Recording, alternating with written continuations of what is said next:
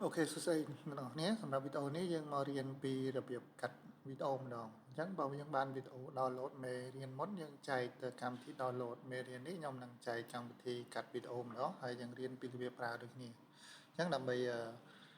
យើងរំលឹកទៅមេរៀនចាស់យើងចូលទៅវីដេអូរបស់យើងហ្នឹងកម្មវិធីចាស់នេះបានចែកហើយអ្នកនរនេះគ្រាន់តែចូលទៅក្នុង group Telegram ខាងក្រោមហ្នឹងអញ្ចឹងនៅក្នុងក្រោមវីដេអូហ្នឹងមានដាក់ group Telegram ឲ្យអ្នកនរនេះ join នៅក្នុងទៅហើយដល់ពេលដែលយើង join Telegram ហើយយើងអាច download កម្មវិធី download manager download វីដេអូនេះកម្មវិធីដែលខ្ញុំដាក់ឲ្យការពីវីដេអូមុន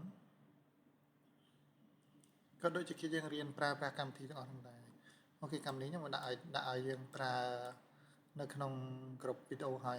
យើងចាំបានទាញវីដេអូពេលទាញហើយយើងមិនទៅរកវីដេអូយើង download ឧទាហរណ៍តែយើងបាន download ហើយអញ្ចឹងវីដេអូរបស់យើងលើកមុនមាននៅណានេះអញ្ចឹងយើងត្រូវការយកវីដេអូហ្នឹងមកធ្វើអីវិញយើងត្រូវការកាត់វីដេអូហ្នឹងអញ្ចឹងយើងទាញវាចេញមកតទៅទាញវាចេញហើយយើងអាច save វាដូចគ្នាឧទាហរណ៍ទៅវា save ដល់ណាកម្មវិធីនេះដាក់នៅលើនេះមកប៉ុន្តែវាមាន2ដងអញ្ចឹងមិនន័យថាវាមាននៅនេះហើយដល់តែដល់ទីតាំងរបស់យើងហ្នឹងយើងអានោះរំលឹកពីកម្មវិធី download នេះ save ទៅកាន់កន្លែងណាអញ្ចឹងយើងដាក់មកយើងដាក់នៅលើ desktop នៅក្នុងកម្មវិធីរបស់យើងអញ្ចឹងមកអញ្ចឹងវាចូលមកក្នុងហ្នឹងហើយនេះអញ្ចឹងទី3នេះមិនយើងកាត់មកកម្មវិធីទី1ទី2ទី3អញ្ចឹងទៅឥឡូវនេះ1 2 3អញ្ចឹងយើងដាក់នៅណាយើងដាក់នៅខាងក្រៅនេះក៏បានយើងដាក់នៅខាងក្រៅហ្នឹងមកអាហ្នឹង save to កន្លែងហ្នឹងមកទីតាំងយើងឲ្យដាក់នៅក្នុងហ្នឹងដាក់នៅក្នុងនោះ save folder មកអូខេវាខ្លាចចឹងពេលវា save ទៅវារត់ទៅហ្នឹងហើយចាប់កម្មវិធីនេះមួយឥឡូវយើងយកវីដេអូរបស់យើងមកដាក់ទីតាំងរបស់យើងមកយើងដាក់ចំណុចមួយណាឧទាហរណ៍ដាក់ចំណុចទី1នេះវីដេអូទី1នេះ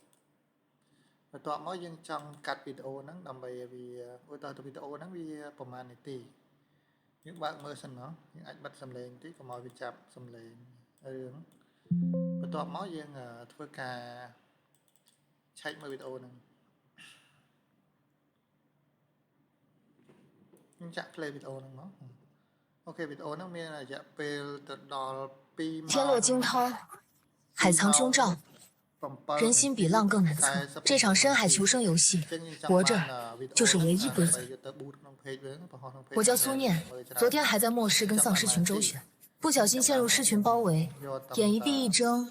就穿进了这个深海求生游戏。开局破木筏，装备物资。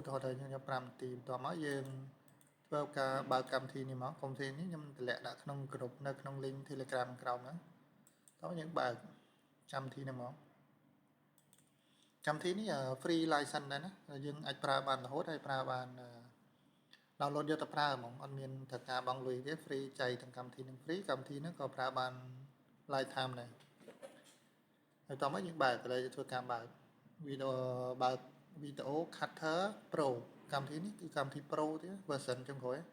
ហើយយើងអាចយកមកប្រើសម្រាប់កាត់វីដេអូបំលែងទៅជាភាគខ្លីៗអញ្ចឹងហើយវា2ម៉ោងជាងឥឡូវយើងចាប់ដើមបើកកម្មវិធីហ្នឹងមកអូខេបើកមកហ្នឹងកម្មវិធីហ្នឹងខ្ញុំបានមកពីបងប្រុសម្នាក់ដែលគាត់ចែកឲ្យយើង free ដែរទេខ្ញុំក៏ចែកតទៅហើយនេះក៏គាត់ដាក់ QR code របស់គាត់នេះបើយើងចង់ឧបត្ថម្ភទៅគាត់ក៏ឧបត្ថម្ភទៅបើអត់ទេបើយើងប្រើទៅតាមវិធីរបស់យើងអត់មានបង្ខំទេហ្នឹងអូខេឥឡូវយើងចាប់ដើមទៅរើសវីដេអូរបស់យើងខ្ញុំដាក់នៅលើ desktop បន្ទាប់មកយើងទៅរកកន្លែង YouTube របស់យើងបន្ទាប់មកវីដេអូទី1ហើយយើង select វាហើយធ្វើការបើកវីដេអូឥឡូវយើងបានវីដេអូចូលអញ្ចឹងយើងចង់កំណត់របៀបម៉េចទីតាំងដាក់ណាពេលដែលកាត់ហើយត្រូវតែទុកណាអញ្ចឹងយើងឲ្យយកវាទៅកន្លែងដើមវិញទៅលើកន្លែងវីដេអូនឹងដូចគ្នាតែយើងយកទៅក្នុងទី1វិញមកអូខេយើង select folder នឹងចុះបន្ទាប់មកយើងកំណត់ម៉ោងនាទីឥឡូវយើងយក5នាទី6នាទី2នាទី3នាទីយើងដាក់មកឥឡូវខ្ញុំយក5នាទីចុះដើម្បីយើងយកកុំឲ្យខ្លីពេកឬក៏វែងពេកអញ្ចឹងណាឥឡូវយើងដាក់5នាទីចុះវាធ្វើការបង្រៀនស្រួលវែងពេកវាបាក់កាត់ណាយើងនៅបកប្រែកម្មវិធីបកប្រែមួយទៀតអញ្ចឹងឥឡូវយើងធ្វើការកាត់វាមកតោះមកយើងចាប់ផ្ដើមកាត់តោះយើងចាប់ផ្ដើមរ៉ាន់កម្មវិធីលឿនឥឡូវវារត់20 30% វាកម្មវិធីនេះវា run ទៅលើ server អញ្ចឹងវា load ទៅលើតាម online ទៅការប្រើ internet កម្មវិធី download កម្មវិធីកាន់នេះសិតការប្រើ internet តែវាមិនទៅការខ្លាំងចប់អូខេអញ្ចឹងវាធ្វើការកាត់ដែរនេះ 100% បានប្រមាណអីប្រមាណយើងដាក់មកនេះទំហំវានៅនឹងរយៈពេលឥឡូវយើងចាប់ដើមអីគេចាប់ដើមតែមើលកន្លែងដែលយើងទុកយើងបិទមកយើងទុកនៅណាមិនយើង save ទុកនៅលើហ្នឹងមែនទុកនៅក្នុងហ្នឹងលើ desktop របស់យើងហ្នឹងវាចេញមកអញ្ចឹងអានេះជាវីដេអូដើមវាដើម2ម៉ោងជាងតោះមកយើងកាត់មកពេលដែលយើងកាត់មកវាបានប្រមាណបាន26វីដេអូអញ្ចឹងវាចែកទៅជា26ភាគបាត់ហើយអញ្ចឹងយើងនៅរៀនពីរបៀបកាត់តដើម្បីផុសដាក់ logo របៀបធ្វើ thumbnail របៀបអីច្រើនទៀតដើម្បីយកទៅផុសកើតអញ្ចឹងយើងនឹងមានមេរៀនបន្តទៅទៀតតែឥឡូវមេរៀននេះយើងនិយាយអំពីកម្មវិធីកាត់វីដេអូនេះសិនអញ្ចឹងយើងមានដាក់ free ឲ្យនៅក្នុង Telegram ខាងក្រោមនេះអ្នកនរគ្នាគ្រាន់តែចូលក្នុង group ហើយចុច join group ហ្នឹងទៅនឹងអាច save យកទៅប្រើប្រាស់បានអូខេហើយវាមានដាក់ភាគ1ភាគ2យើងស្រាប់ហ្មងវាមាន auto rename ស្រួលមិនចាំបាច់យើងកុំឲ្យច្រឡំជាមួយវីដេអូចាស់យើងអញ្ចឹងបន្ទាប់មកយើងធ្វើការយកវីដេអូមួយហ្នឹងទៅបកប្រែហើយបានយើងយកទៅកាត់ដាក់ logo ដាក់អីដាក់ជារបស់យើងបំលែងកែច្នៃទៅដើម្បីយកទៅផុសក្នុង page យើងដើម្បីឲ្យឡើងយើងអាចយកវីដេអូទាំងមូលទាំងស្រុងចេះយកទៅដាក់បានទេវាជាប់កម្មសិទ្ធិរបស់គេអញ្ចឹងយើងចូលទៅកាត់ធ្វើម៉េចកែច្នៃឲ្យទៅជារបស់យើងវិញណាអាហ្នឹងនឹងមានវីដេអូវគ្គក្រោយទៀតយើងនឹងរៀនបន្តទៀតអូខេសម្រាប់វីដេអូនេះគឺដូចតែមានតែប៉ុណ្្នឹងឯងចឹងកុំភ្លេចជួយ like subscribe ក៏ដូចជា share វីដេអូនេះ comment ខាងក្រោមមកអ្នកនរគ្នាចង់រៀនពីវិធីសាស្ត្រអីចង់បានអីចង់ឲ្យខ្ញុំជួយធ្វើអីអ្នកនរគ្នាអាច comment ខាងក្រោមបានណា